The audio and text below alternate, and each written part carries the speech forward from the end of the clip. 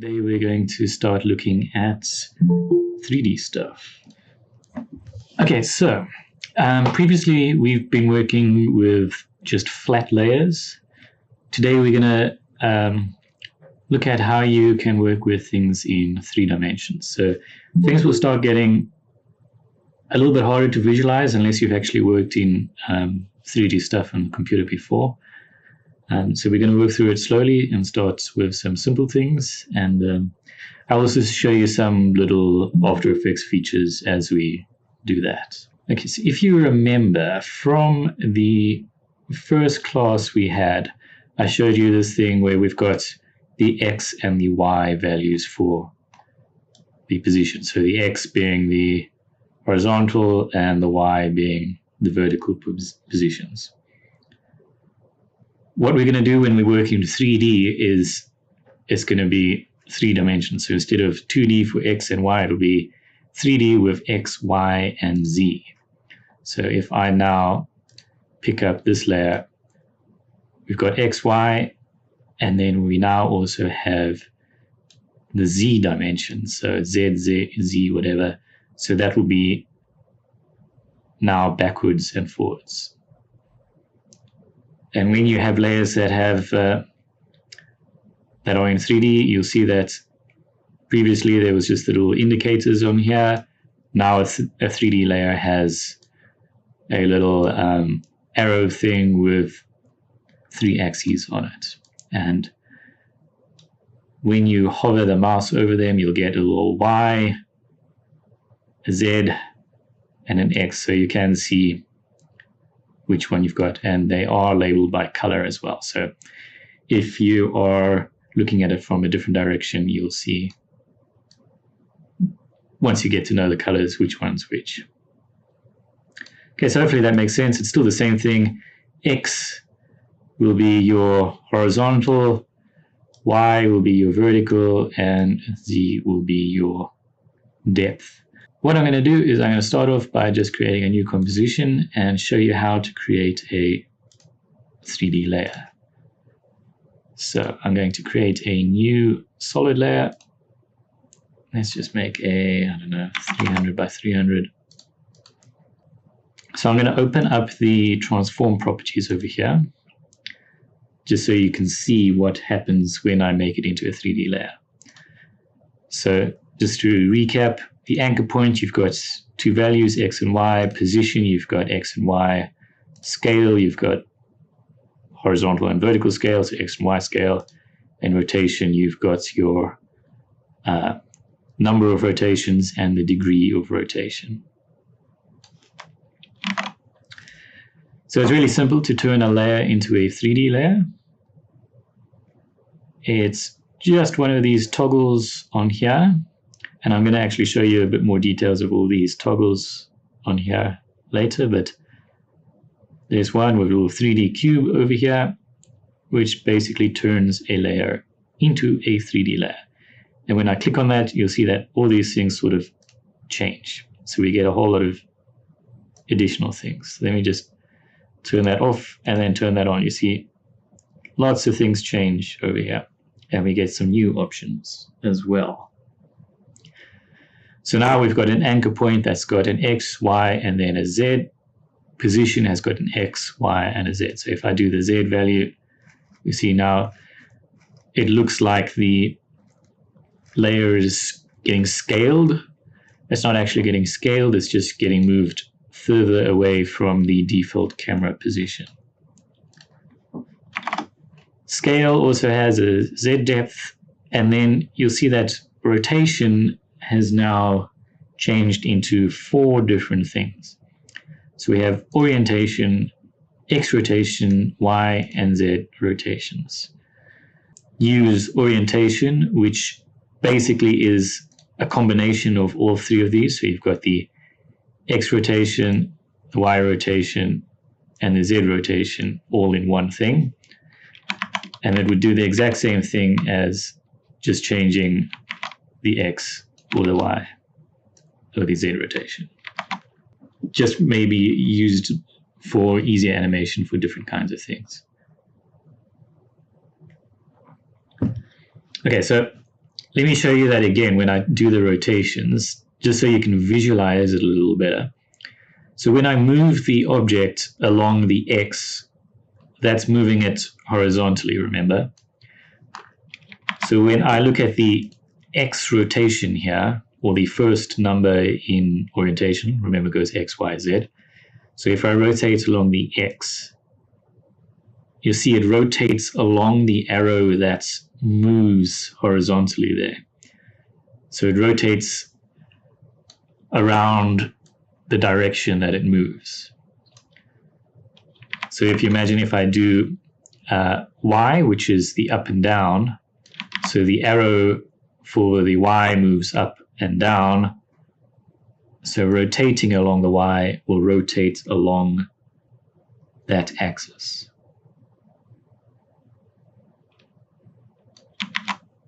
And so then the Z position and the Z position moves backwards and forwards.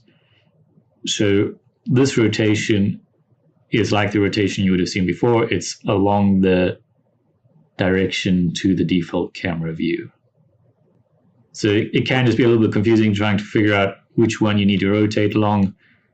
So long as you're using the default camera, and we'll get into camera stuff later, those should make sense. So it will be along the axis that you move it. Okay, so what I'm going to do, just to show you some other things now, is I'm going to create a bunch of different layers on here. So let me just create a solid. I'm going to create just a few different ones of different colors, just so you can see them all.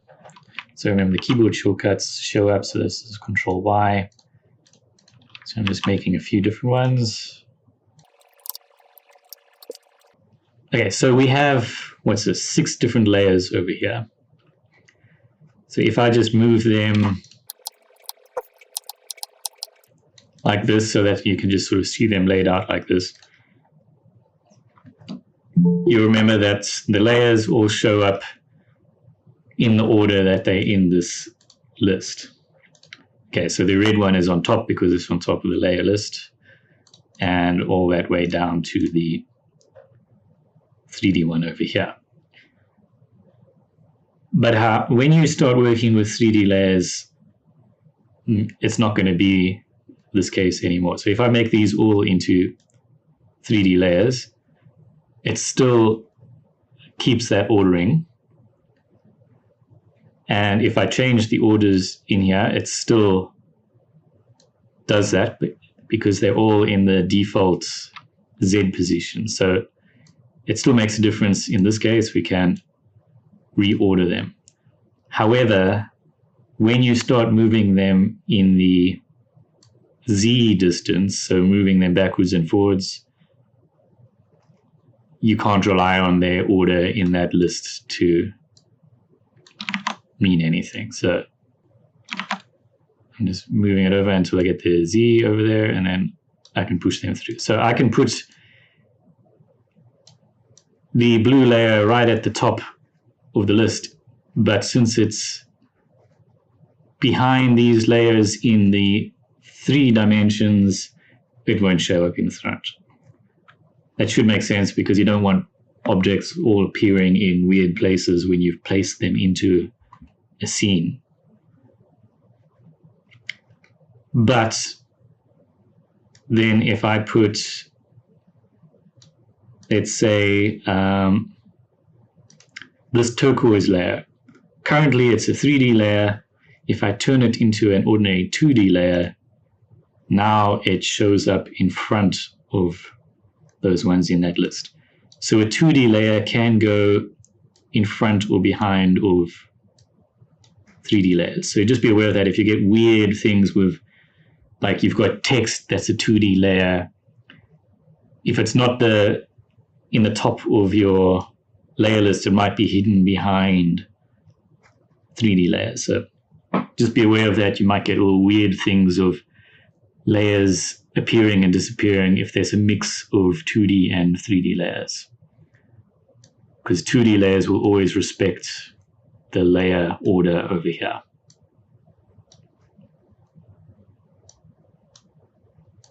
hopefully that makes sense.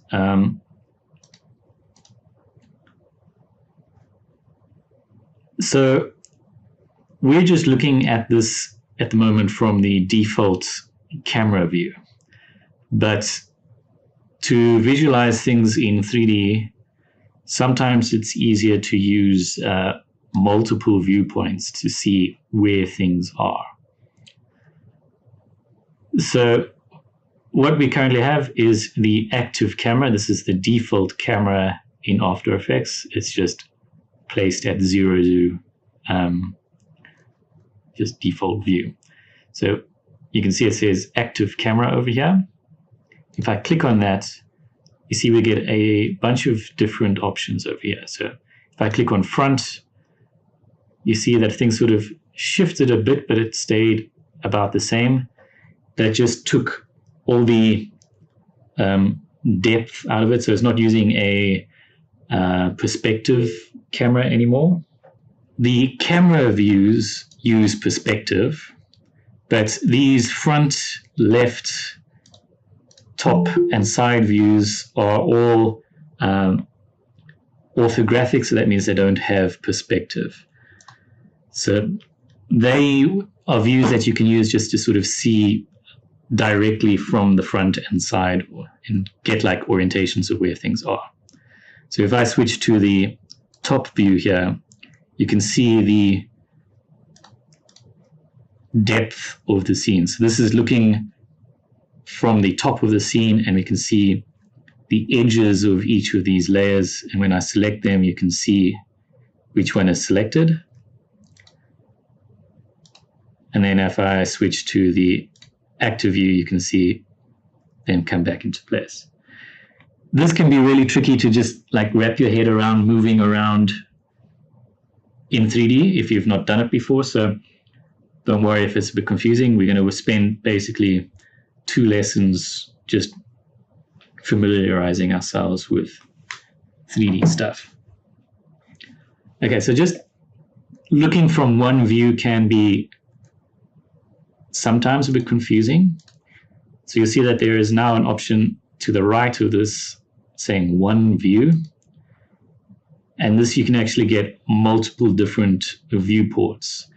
So we can do 2 views horizontal, so that splits the view into the camera and then top view by default. And you can also split vertically, or you can do 4 views as well, so that you can see from 4 different viewpoints at the same time. And you can actually switch between which one you're looking at. And I know this starts to get complicated, and you don't need to have all of these on screen at once if you don't want them. But you can switch each one of these to a different viewpoint as well. So we've got the top right-hand one. You see it says active camera in the top left-hand side. So that's actually what your video would look like. And then we've got the right view over here, front view, and top view. So we're basically seeing it from all 3 dimensions over there. And you can do the same stuff using the mouse wheel to zoom in and out on each one of these as well. And if you don't want the right view, maybe you want the left view over here, you can just click into that. So you can see when you click on one of these viewports, you get little blue arrows in the corners saying which one you've got selected. And you can change, say, the right view to left view. Okay, so now we can sort of visualize a little bit better when we're moving things around. So if I click on the magenta layer over here, you can see that in the top view, we can see that it is the one that's closest to the camera. So the camera would be at the bottom of the viewport. So if you see me move the Z closer to the camera, it comes lower in the top view, and on the right-hand view, it moves left. So you'll see if I rotate this 90 degrees in any direction, so I rotated the X 90 degrees. So now we're looking at it straight on the side view, and the front view is now just a flat line. So 90 degrees of a circle is, swapping orientation to another side. But then on the 3D view, you can see that we've just got a little sliver of edge there because there is perspective in the camera view. But then you will notice that if you start moving your layers around and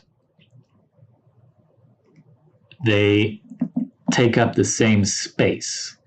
So here I've got this rotated green layer, and it's taking up the same space as the red one over here. You'll see that we get clipping. So basically they going through each other at depth. So we've got the green one sort of slicing into the red layer. So this is something to be aware of if you've got like text or something that you're animating through a space, and then it sort of occupies the same space as another layer. You might get this sort of weird effect of them cutting each other in half. So just be aware of that. If you don't want to have that effect on something, best avoid it. Just move them out of the space and not have them occupy the same area. But you can, of course, use that for cool effects as well. So let me show you if we've got a 2D layer in here. So if I turn so this turquoise one that I've rotated here, this was a 3D layer, but if I now turn it into a 2D layer, we lose the 3D rotation. So all that is gone, and it now just faces directly to the camera, but it's no longer visible in any of the 3D views over here. Even the front view, it's not visible, but you can see that in all these views, it just makes a square in all these views because the 2D layer doesn't have any 3D rotations. So now if I order this in different places, you'll see that it's orders wherever we put it in the layer list, no matter what the 3D order of these other layers are. So I know that can be a confusing thing, so that's why I'm repeating that a few times. A sort of a quick exercise with just working with 3D objects. So I'm just going to quickly create a new composition. And then what I want you to do is take some solid layers and organize them into a shape. So I'm going to make a cube for you, just so you can sort of see what I want, and then try and do something like this. So it's going to be very simple. A cube has right angles. So if I turn this into a 3D layer, I'm going to Control D to duplicate it, so I don't have to worry about all just adding a new layer. So it's just exact same layer, and then I'm going to transform it, and I'm going to rotate it along the one direction, 90 degrees. So this will now basically form the top or the bottom. So if I move that now to an edge like that, and then from the front view, move it to the top, we have sort of a top of this layer. It's hard to see in the 3D view. That's why we've got all these different views over here. I might actually change these to be different colors so you can get an idea. So we can call this solid settings and give this one a blue color. So now that's the blue at the top. So we can actually, what I'm going to do just to make it a little bit easier to understand, I'm going to select the layer, I'm going to press enter, and I'm going to call this top. So if you want to rename a layer, you can do that. So this will be the front, so I'm going to press enter, and I'm going to say front. And then, so if you want to do the back of the cube, and then the bottom, it would just be the same layers, but just moved the width of the other ones back or down. I'm just going to say Control D to duplicate. I'm going to call this back.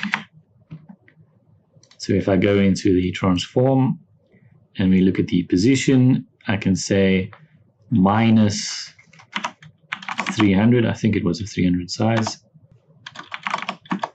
So now we've got this forming the back. So if we look at the right-hand view here, we can see that we've got front, top, and back.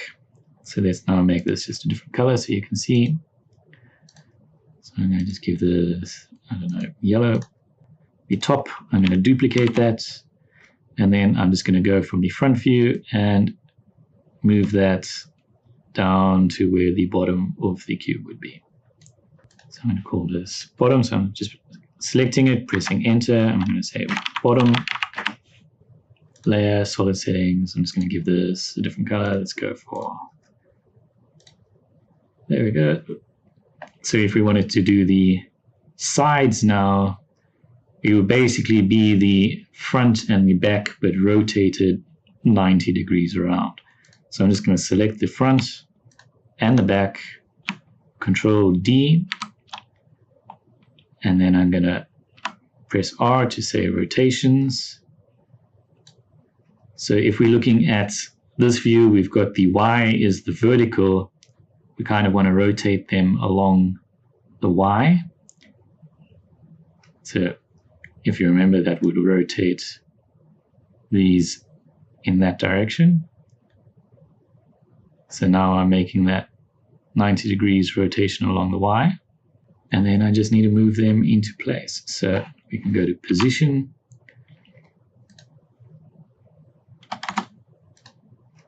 So this one, the side over here, we want this to be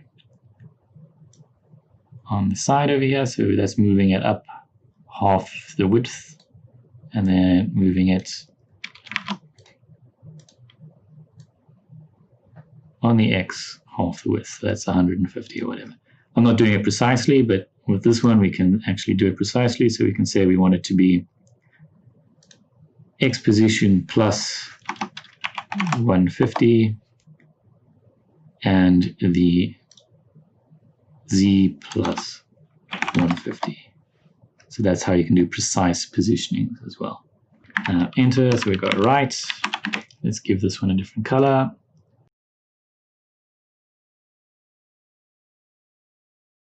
Okay, so now we've got the 6 sides of this cube. They should all be in position. So this is just an exercise to get used to moving things in all 3 dimensions.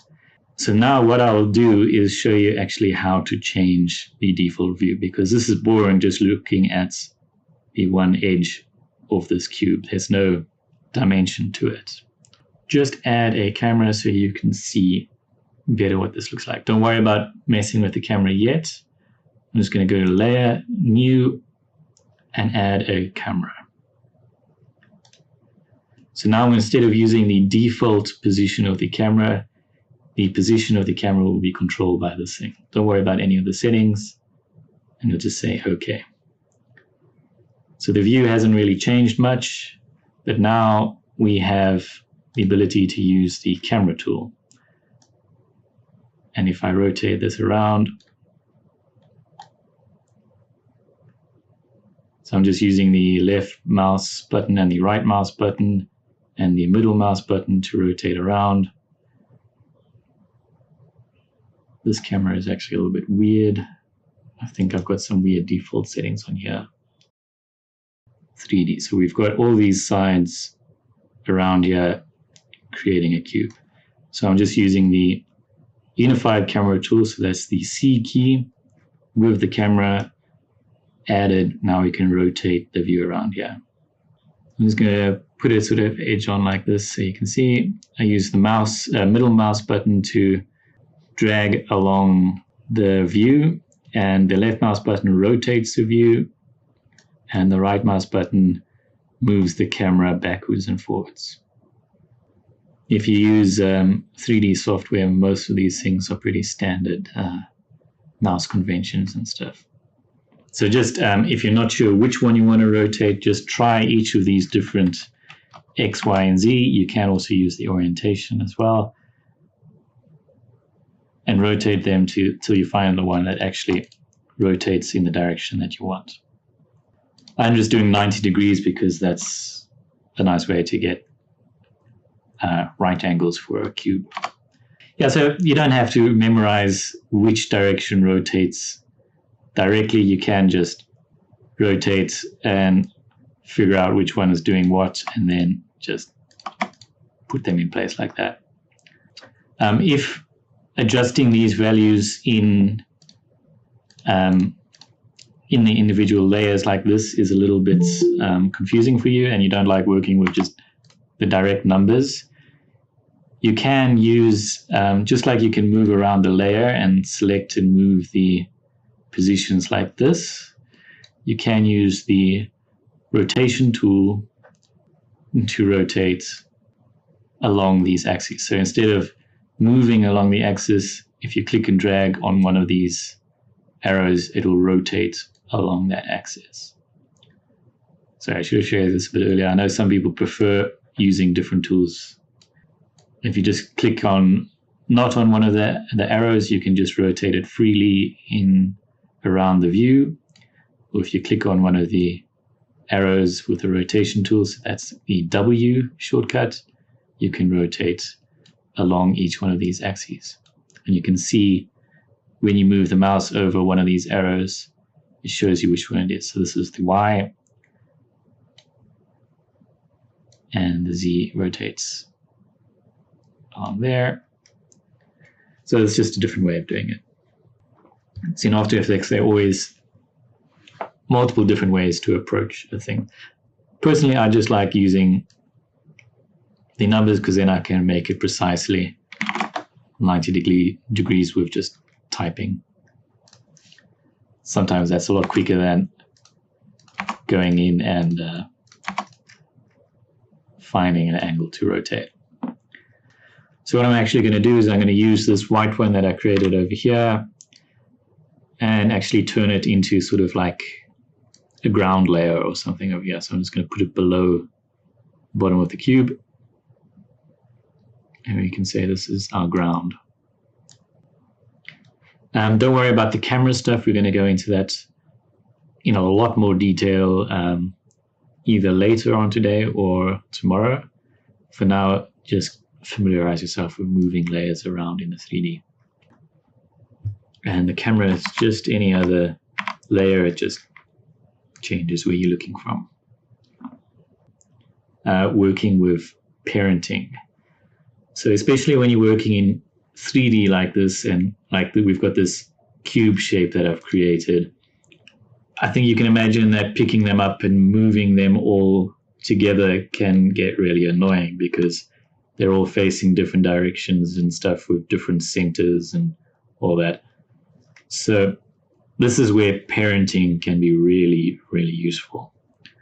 There is a special kind of layer in After Effects that you would normally just use for parenting and things like that, because it's never actually visible. So I'm going to go and create a new layer. And under here, you'll see that there is a thing called a null object. So that just basically means it doesn't have any visible stuff. So no visibility, so null. So you'll see it's just got this little square over here. That's just so you can see where it is. It won't actually show up in the final video. It's just there so you can preview where it is. So the null object at the moment is not a 3D layer. And if you're working with parenting, you're going to want to make sure that your null object is a 3D layer if you're going to parent 3D layers to it. So I'm going to turn this null object into a 3D layer. So now it will have all the same positions and orientations and stuff. So what I'm going to do is I'm just going to move this null object into the center of the cube. So I just did it half the width backwards, and that should be the center of the cube. And now if I select the bottom, top, left, right, back, and front, so all these sides, and use the pick whip or the drop down for the parent and link over here, and move over to the null, they get parented to the null object. So now when I move the null object around, all these layers will now move with it. So parenting is a really powerful way to just make your life a whole lot easier and move around things. So now if I rotate the null object, we rotate the entire cube around with it. So now you don't have to worry about all the individual layers. You can just rotate the null object and everything else will go with it. It's especially useful when you're doing 3D stuff where you want things to just be sort of like one object, or when you have, like I showed you in the previous lessons, like a character and you want their arms and legs to stay attached to each other. So when you have a parent object like this null over here, then you can sort of maybe, if you've got a complicated project, clear up your workspace using some of these switches. So let's say we no longer feel like we need to edit any of these layers. We're just going to work with the null object from now on. We can say the bottom, top, left, and right, we don't actually want to see them anymore. So we can use this icon over here where it looks sort of like a face with a nose sticking over a wall. If you hover your mouse over that, you'll see that it is called a shy switch. Okay, I think you have to do it over the top here. Basically, it's a way to turn off layers. So if I click on those and drag them down, now that face sort of hides behind the wall because he's shy. So now if I click on the icon over here in the top of the panel, it says hides all layers which the shy switch is set. So if I click that, all those layers that I turn the shy toggle on just disappear from the layer list. They're still in the viewport, but they're no longer making the layer list complicated over here. So when you've got a project with lots of layers that you don't really want to see them anymore, you can just do that. When you're working with those, however, it might be useful to also turn on locking. So that just prevents you from directly editing them. So like accidentally selecting them in the viewport here and dragging them around and then messing up things. So it might be useful to turn on locking. So that's the little lock icon. So we can turn that on these layers and then shy them away. You can still, of course, edit them by adjusting the parent because they'll still follow that stuff, but you can't accidentally grab them and move them into a different place. You see, it's no longer letting me grab those layers because they're locked. So that's a nice way to just prevent yourself from accidentally messing up your animation or stuff. Locking layers, hiding them, and then just working on a parent object. And there are a bunch of other things like in this layer list, just to make your life easier when you've got a lot of objects. So if I turn the shy thing off, just so we can see more layers, there's this little red square over there. That's just there as a label. So if I hover over that, it's just a label. So you can use that just to organize your project a bit. So say you want all your null objects to be, I don't know, fuchsia. So if I click on these squares, you can get a different color there. So that's just so you can organize things so you can see things a little bit better. And you'll see that the null object in the views over here has turned fuchsia as well. So you can just make things easier to see. It's not a really super important thing to know, but it can help organize your project a bit. And if you've got a really complicated thing and you just want to look at one object, there is this switch to the left with the locking icon, which is solo. So what that will do is hide all layers except for layers with solo on. So if I go to solo and just turn it on the white solid, everything except for the white solid gets hidden. So that's just so you can sort of see one layer or a couple of layers without everything getting complicated around it. And that's also easier than going along and hiding all your other layers manually just to see one layer, because that might mess up things. You might accidentally turn on layers that you don't want. You can just use the solo to just look at one layer at a time for editing or something like that. The parenting step, let me do that with the triangle over here. If I want to make these just parented to one object, I'm going to create a new null object. You don't actually have to use a null object. You can use any layer, but a null object just makes it easier to work with because you can move it around and it won't change anything visible. So we could parent them to one side, but we're not going to do that. So I'm going to use the null object. I'm going to turn on 3D for that. And then I'm just going to move it into the center of the shape. You don't have to move it into the center of the shape. It's just easier to visualize picking up and moving an object when you're rotating it around the center. So now I have this null object. It's sort of in the center of this triangular shape over here. So now if I select the three sides, and then you can either use the parent pick whip over here to click and drag with that little spiral onto the null object. And you'll see that you get the null object selected as the parent for these layers. If I just undo that, Control Z, you can also just click here in the layer list and say you want to select the null object as the parent for these layers. So now when I pick up the null object and rotate it, all these layers will now move with it. So you don't have to do it manually. As you can see, it's a lot easier to control moving one object than it is to do 3 different layers at once. So then you could do stuff like taking your null object and doing the same sort of stuff that we did like in the first lesson and I don't know, doing like a bouncy animation or something with the null object. So I'm just resetting the rotations.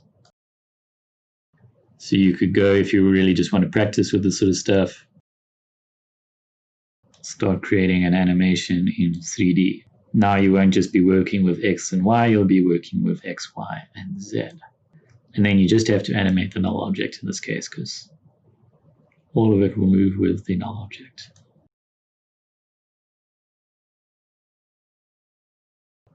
I did briefly show you the motion blur in one of the other lessons. I'm just going to remind you how to use that, because when you've got motions like this, motion blur can really help sell the animation. So there's you turn on motion blur with the toggle in the comp. So that turns on motion blur for all layers that it is turned on.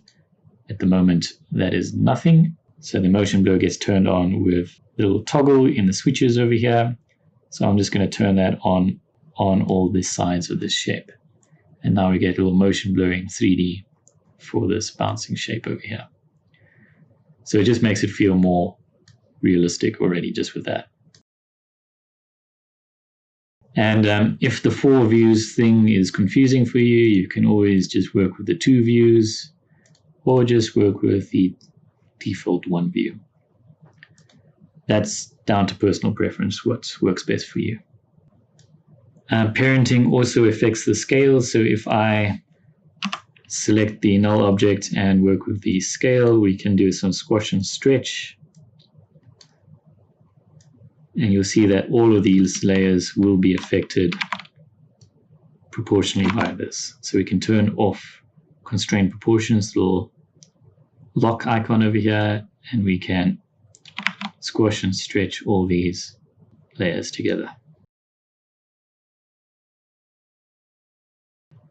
For the motion blur, if you did miss where I described it before, if you want to get stronger motion blur effect without changing the speed of the animation, you can control that in the composition settings under advanced.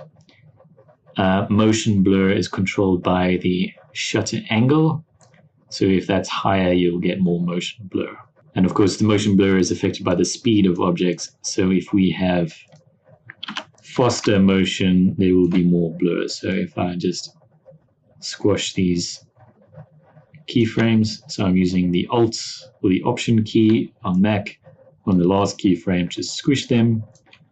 So then the action will be happening faster and you'll get a lot stronger motion blur. And if the motion blur is too strong, it can actually look a little bit weird. So the default settings, I think, are actually about 80 or something. Let's just do 180. Hopefully you've got an idea of how to do the motion in 3D and moving things around in space and parenting them. But at the moment, this doesn't look very nice, does it? It's just like flat colors and stuff like that. So when you make 3D objects, you will have noticed that, let me just create a new comp so you can see this. When we create a 3D layer, we get all those new settings. So if you watch over here, we get all the new transforms, but you also get geometry options and material options. So all 3D layers will have these material options over here. They control the way objects look, and you'll see there's things like casting shadows and being affected by lights. So this is where things start getting really cool in 3D, because you can control lighting and shadows and stuff. We can make this cube scene look nicer. So what I'm going to do, I'm going to start off by adding a light to the scene. So under the layer, there's new light. And this will open up a panel with a bunch of different settings we can use. So the default is an ambient light. So I'm going to add that for now. So ambient light is just light from all directions. So let's make this low intensity. So let's just make this like 20%. And yeah, whatever. Ambient light added to the scene. And now suddenly everything changes because we have all of these are 3D layers. If I turn one of them off from being a 3D layer, so let's turn the white solid off from being a 3D layer, you'll see that it's no longer affected by the lights and it goes to be full bright white. So 2D layers are not affected by lighting because they don't have any of that material properties and they're not in 3D space or anything like that. So lighting won't ever affect 2D layers. It'll only affect 3D layers. So the ambient light just fills the whole scene with ambient light, and the intensity controls how strong this is. So basically, you see if I have this at 100%, it looks exactly like it looked like without the light on, because that's basically what the scene gets lit like. Just full ambient light from all directions. So if I just make that low intensity, we just get a little bit of lights in the dark areas. If we didn't have this, when we add other lights, the darkest areas would be pure black. You might want that for like a spooky horror scene or something like that. So what I'm going to do is I'm going to add a new layer, another light, except this one under light type, I'm going to choose another one. And we've got 3 different options here: parallel lights, spotlights, and point lights. I'm going to show you all of these and the differences between them. So the simplest one would be the point light. So if I select point, you get a bunch of different settings over here. I'm going to put this to point light, 100 intensity. You can adjust colors of lights if you want. And then you'll see that we've got different settings here for fall off and fall off radius and things like that, and cast shadows. So what I'm going to do, I'm going to make sure that I have cast shadows on. And you'll see at the bottom here, there's a little note saying shadows are only cast from layers with cast shadows enabled to layers with accepts shadows enabled. So you'll see what that means now. When I say OK, we get a point light in the scene, and I can move it around, and you'll see that the lighting around the scene is affected by the position of this light in 3D space. So if I move it around this cube, you can see all the different sides are being affected by their orientation to this light.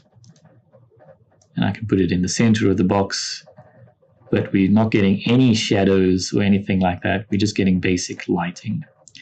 That's because by default, all these layers in their material properties, so I'm going to have to turn off the locking, do not have cast shadows enabled. So you see by default that is off. That's because it's one of these features in After Effects that will slow things down. So I've just got all of these layers selected. You can see them all selected in there. And I'm just going to click on cast shadows and turn that on. By default, they do have accept shadows is on and accepts lights is on. So now if I move this light around, let me just lock these layers again. So if I just move the point light around now, you'll see we get some lovely little shadows being cast by all these shapes. And it really just sells that these are 3D objects, because now your brain can sort of understand their 3D position, because shadows are just a part of life, and without them things just look very weird. So lighting is something, when you're working with 3D, you're going to want to do to get something that sort of looks realistic. So you'll see if I turn off the ambient light, everything that's now not lit by this point light is pure darkness. So an ambient light is just a nice way to fill in the scene with just a little bit of light, and you can make that be a different color as well, just to get a little bit of a feeling for things there. So you can really combine these things and get some interesting lighting effects. So let me just move this around a little bit so we can sort of see some shadows and stuff. If I put this now in the center of this cube, you'll see that now everything is just in shadow, except for these bad seams because I didn't perfectly align these. Okay, so the point light is just from one point in the scene, and I'm just going to go through a little bit of the settings over here. So you've got a radius and a fall-off radius, so that just controls how long this light continues for. So the radius and the fall-off distance is the sort of the soft distance around there. So you can just control this sort of effect of that. You can turn off shadows for an individual light, and you can control the darkness of shadows. So you can make them non-black shadows or something like that. Shadow diffusion controls softness of shadows. And this can look really nice in a scene, but just like all things with blurs, they will slow down things. So if you have really strong shadow diffusion, your renderings will get slower, but your shadows will look really nice. So you can control the radius and stuff with your light to make it take more space in the scene, diffusion for the softness of the lights. And you can try different fall-offs. So this is just the way it controls this smoothness of the fall-off distance.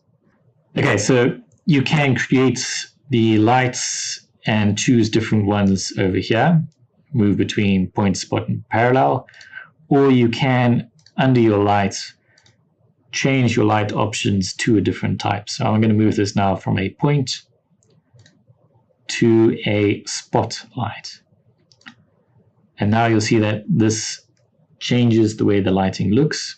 It's now a light that comes from one point and then gets aimed at another point. So if I move this light around, you'll see that we've got the point that light comes from. So that's the transform position of the light. And then you have a point of interest. So that's this bit that the light is looking at. So I can click and drag on that point of interest and change where the light is pointed at. So you can animate a light that stays in one position and rotates, or you can have the point of interest stay on one object and then move the light around that. So it's basically a spotlight like you get on I don't know, a stage for theater or like a prison spotlight or something like that. So this has very much the same controls, except they're just basically two other settings on here. You've got the cone angle. So if you see, I adjust this, it controls the size of the point that we're doing the spots. And cone feather is just the softness around the edge of the spot. And then the last type of light is parallel light. So this, if I turn that onto it, basically is how you would recreate like sunlight. So what this does is it creates light in one direction with light rays parallel all in one direction. So there's no sort of perspective on it. It's not coming from one specific point. It just has direction from point to end, but it's not all the lines of shadow will come in one direction. So this is basically sort of like sunlight. The only difference is these parallel lights, you don't get an option for these soft shadow diffusion. So it's always going to be sharp shadows on these. So if you really wanted to have soft shadows, you might want to have a spotlight that's very far away to get these sort of similar to parallel light. So if I select the white solid here, so that's the ground that I've created here. If I go to the material options, there are the different settings here for how it is affected by light.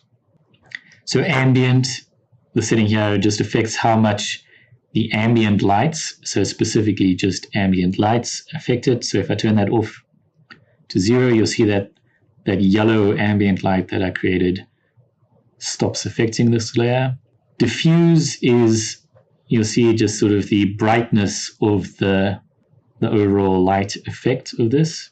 And specular is this glow that you get where a light sort of leaves this sort of bright area around it.